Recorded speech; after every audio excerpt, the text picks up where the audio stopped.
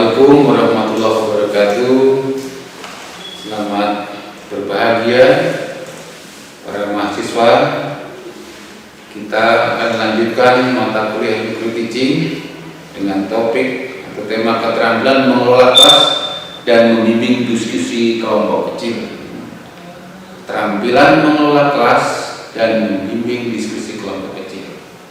Adapun tujuan daripada perkuliahan kita, jadi mahasiswa mampu mendeskripsikan keterampilan mengelola kelas dan membimbing kelompok kecil. Kita sudah sepakat yang dimaksud kelompok kecil 3 sampai 8 anak. Pengertian keterampilan mengelola kelas di sini ya, ada seorang ahli yang bernama Mulyana dan Sawarna. Pengelolaan kelas adalah keterampilan guru menciptakan dan memelihara kondisi belajar yang optimal apabila terjadi gangguan dalam proses belajar mengajar. Artinya pembelajaran apabila perencanaannya matang, maka dalam pelaksanaannya akan optimal.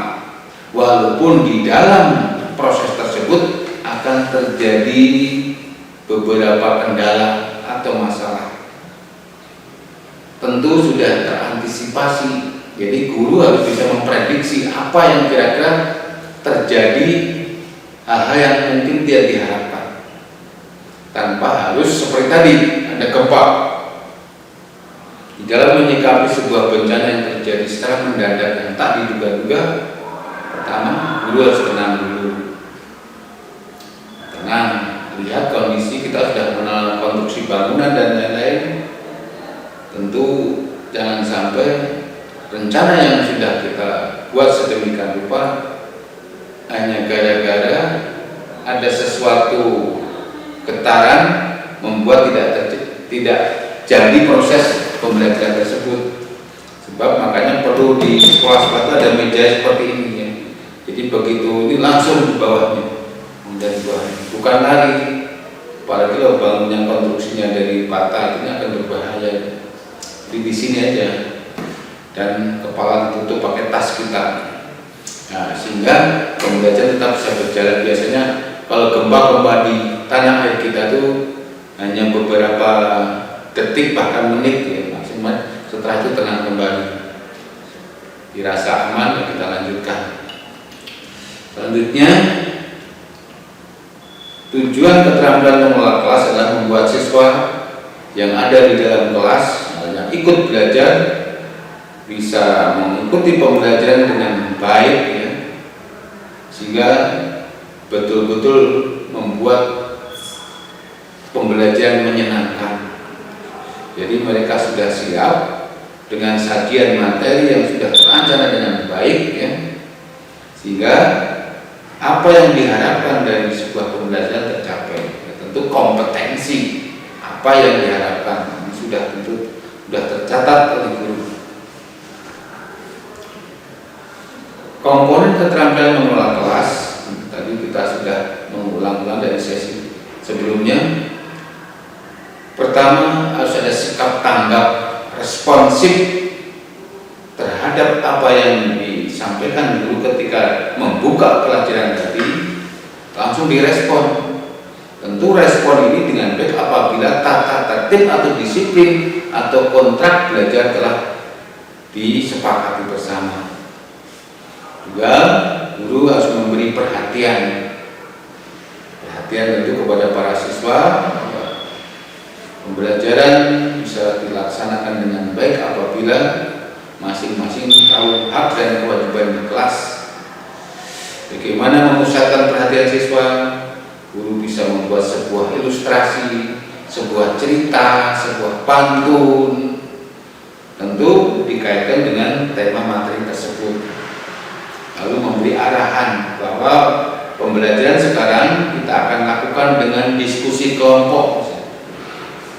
Berarti apakah pembentukan kelompoknya dibuat baru lagi, apakah kelompok-kelompok yang telah ada, atau sesuai dengan keinginan kelas tersebut berdasarkan tempat duduk atau berdasarkan jenis kelamin, pendapat partisipasi siswa jangan disia-siakan. Tentu kaitannya ketertiban akan timbul masalah, pembelajaran pasti ada masalah, terutama masalah individu dan kelompok. Bagaimana guru bisa menetralisir situasi pembelajaran bisa berlangsung dengan baik apabila masing-masing siswa itu bisa mengendalikan diri dengan tugas yang telah diatur guru untuk diselesaikan secara bersama-sama, sehingga masing-masing punya peran. Setelah semua proses berjalan, sebelum ditutup ada penguatan. Penguatan di sini maksudnya apa yang didiskusikan di kelompok atau di kelas itu diperkuat oleh guru. Bahwa apa yang dikatakan si A, si B kelompok ini sangat betul, benar, Bapak apresiasi, dan ini menjadi catatan kita.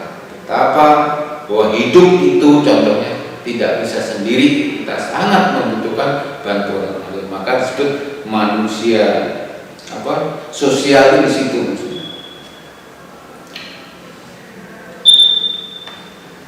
Lalu berikutnya kaitannya membimbing kelompok diskusi kecil. Tadi tentu tergantung jumlahnya. Tadi kan batasnya 3 sampai 8. Kalau jumlahnya 15 bisa kita bagi 5 kelompok 3. Masing-masing dikasih selembar kerja yang berisi pertanyaan, pernyataan atau pembuktian. Lalu kita sebagai guru memberi layanan secara berkeliling, satu kelompok-kelompok yang lain terus berkeliling sehingga anak-anak didampingi gurunya merasa aman dan merasa ada solusi. Tentu guru tidak langsung ngasih solusi, suruh mencari di buku itu, di buku ini, di buku ini, atau coba buka di laptop kamu, atau buka di WhatsApp kamu. Mulia anak mengatakan diskusi kelompok adalah suatu proses percakapan yang teratur, yang melibatkan kelompok orang dan interaksi tatap muka yang bebas dan terbuka dengan tujuan berbagi informasi dan pengalaman. Ya, begitulah ketika semua pemetaan sudah disiapkan, materi yang akan dipecahkan per kelompok sudah siap, maka sediakan buku sumbernya supaya anak ketika menjawab permasalahan persoalan itu ada rujukannya, ada referensinya. Sebab bagi anak SD buku itu biasanya terbatas, makanya buku-buku non pelajaran itu juga harus disiapkan sehingga anak semakin kaya akan wawasan pengetahuan ketika memecahkan masalah.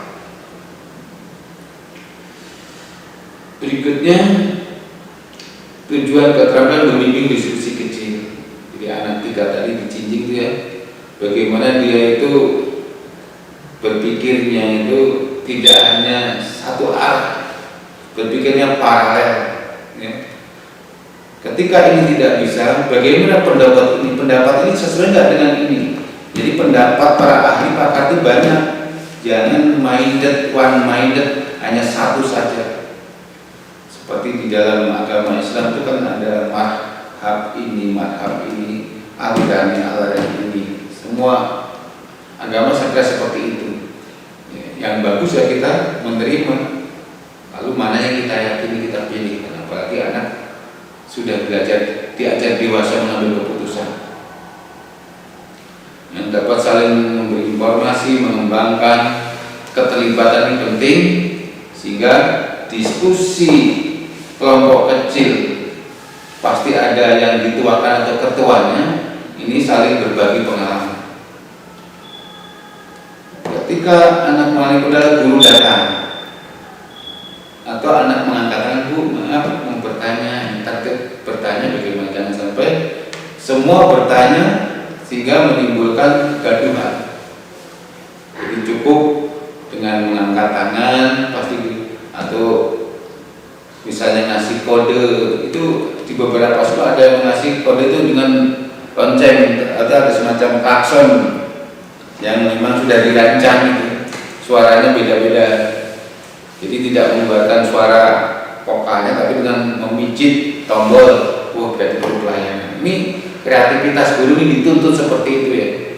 Yang sampai kita kehilangan, kehabisan ide, gagasan, kreativitas supaya betul-betul belajar itu bisa membuat gairah anak. Oleh sebab itu seringnya kita terbang ke sekolah, datang ke sekolah akan banyak yang kita lihat, kita dengar untuk dikolaborasikan menjadi ide kalian sendiri.